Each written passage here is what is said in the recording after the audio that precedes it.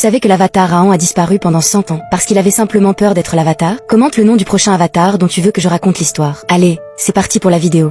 100 ans plus tard, mon frère et moi avons découvert le nouvel avatar. Un fils de l'air appelé Aang. Et même si sa maîtrise de l'air est exceptionnelle, il a encore beaucoup à apprendre avant de pouvoir sauver qui que ce soit. Mais je suis certaine que Aang peut sauver le monde.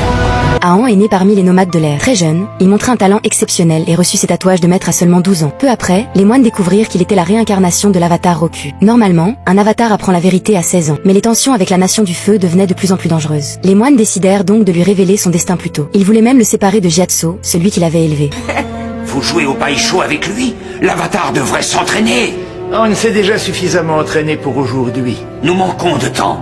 Viens avec moi. J'ai besoin de te tester sur des techniques de pointe. Non, tant que je serai son précepteur attitré, c'est moi qui déciderai quand il s'entraîne et quand il pose son derrière pour jouer au Baisho.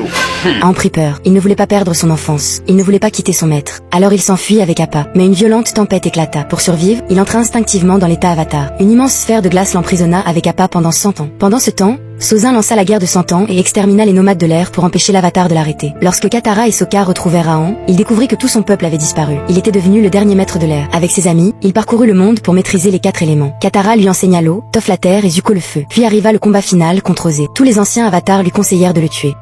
Vous ne l'avez pas vraiment tué. Il est tombé dans son propre piège parce qu'il était trop têtu pour s'écarter de votre route. Personnellement, je ne vois pas trop la différence. Mais je peux t'assurer que j'aurais fait absolument tout pour arrêter Jin quoi qu'il en coûte. Je t'offre une perle de sagesse, Aang. Seule la justice peut apporter la paix.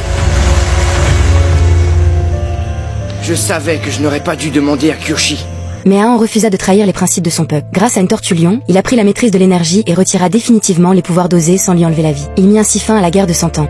Yves, qu'est-ce que tu m'as fait? Je vous ai retiré votre maîtrise du feu. Vous ne pourrez plus jamais vous en servir pour tuer ou menacer qui que ce soit d'autre. Après la guerre, Aang épousa Katara. Ensemble, ils eurent 3 enfants. Bumi, qui naquit sans maîtrise des éléments. Kia, qui hérita de la maîtrise de l'eau. Et Tenzin, le seul à hériter de la maîtrise de l'air, devenant l'espoir de la renaissance des nomades de l'air. Avec Zuko et leurs alliés, Aang participa aussi à la fondation de Republic City, symbole de paix entre les nations. Des années plus tard, après avoir consacré toute sa vie à protéger le monde, Aang mourut à l'âge de 66 ans. Son corps avait été affaibli par les 100 années passées dans l'iceberg. Mais l'esprit de l'avatar ne disparaît jamais. Après sa mort, il se réincarna dans une jeune fille de la tribu de l'eau du Sud. Son nom était Korra. Ainsi continua le cycle éternel de l'avatar. Laisse ton like, partage la vidéo et abonne-toi pour plus de contenu.